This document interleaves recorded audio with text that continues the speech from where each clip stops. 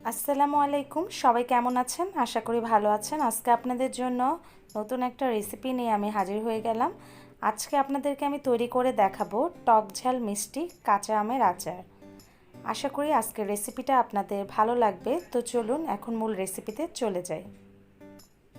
কাঁচা আমের আচার বানানোর জন্য আমি এখানে নিয়ে নিয়েছি 2 কেজি কাঁচা আম, এবং এটা হচ্ছে একদম কচি কাঁচা আম, যেটা হালকা একটু বিচি হয়েছে এমন কচি দেখে আমি আমগুলো নিয়েছি। এটা একটু অন্যরকম, মানে ভালো লাগে খেতে।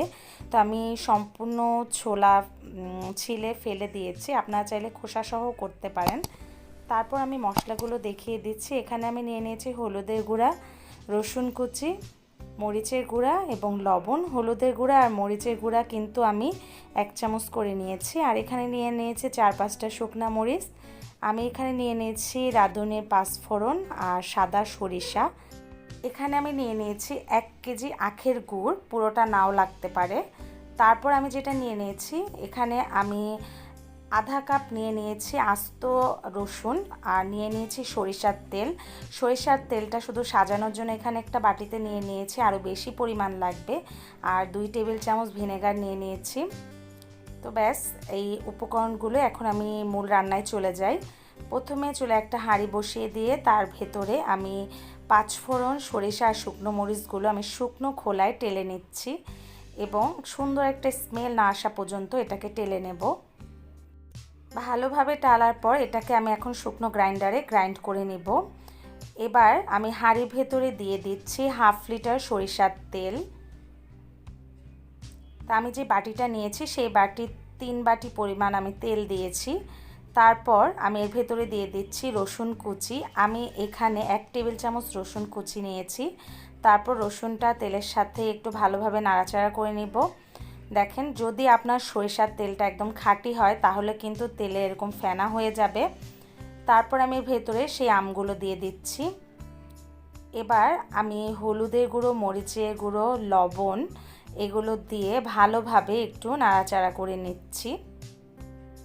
চাইলে আপনারা এখানে মরিচের পরিমাণটা কম বেশি করে দিতে পারেন, এটা যে যার ইচ্ছা মতো। তারপর ভালোভাবে আমি একটু আমগুলোকে নাড়াচাড়া করে নিচ্ছি। এবার 10 মিনিটের মতো ঢাকনা দিয়ে রেখে দেব। 10 মিনিট পর ঢাকনাটা তুলে এবার আবার একটু আমি নাড়াচাড়া করে দিব। দেখেন, আমটা যেহেতু অনেক কচি তাই খুব তাড়াতাড়ি কিন্তু এটা সিদ্ধ হয়ে যাবে, এবং এই আমের আচারটা কিন্তু অনেকটা জেলি জেলি টাইপের হবে। তারপর আমি সেই আস্ত রসুনের কোয়াগুলো এখানে দিয়ে দিলাম। তারপর এখানে আমি দিয়ে দিচ্ছি আখের গুড়। আমি প্রথমে অর্ধেকটা আখের গুড় দিয়ে দেখব যে কতটুকু পরিমাণ লাগবে, আর গুড়টা কিন্তু আমের টকের উপর নির্ভর করবে। তো আমি ভালোভাবে মিশিয়ে নিচ্ছি। তারপর আমি যে মশলাটা গুঁড়ো করে নিয়েছি সেই গুঁড়ো মশলাটা দিয়ে দিলাম। পাঁচফোড়ন আর সরিষা যে গুঁড়ো করে নিয়েছি সেটা দিয়ে এবার ভালোভাবে আমি একটু নাড়াচাড়া করে দিচ্ছি। যেহেতু চুলায় কষিয়ে কষিয়ে সুন্দরভাবে আচারটা তৈরি করা হয়, তাই রোদে দেওয়ার কোনো ঝামেলা নেই। চাইলে কেউ একটু দিতেও পারেন, তবে ফ্রিজে রেখে দিলে 1 বছর সংরক্ষণ করে রাখতে পারবেন। দেখেন, খুব সুন্দরভাবে গুড়টা যখন গলে গিয়েছে তখন চাইলে আপনারা একটু টেস্ট করে দেখতে পারেন যে গুড় লাগবে কিনা। আমার মোট 1.25 কেজির মতো গুড় লেগেছে, মানে 1 কেজির থেকে একটু কম। রান্নাটা শেষের দিকে আমি 2 টেবিল চামচ ভিনেগার দিয়ে দিয়েছি। ঠিক এরকম হয়েছে আমের আচারটা। আপনারা চাইলে কিন্তু আরও একটু ঘন করে নিতে পারেন, তবে এটা ঠান্ডা হয়ে গেলে কিন্তু অনেক বেশি জমাট বেঁধে যাবে, তাই আমি এখানে চুলাটা বন্ধ করে দিচ্ছি।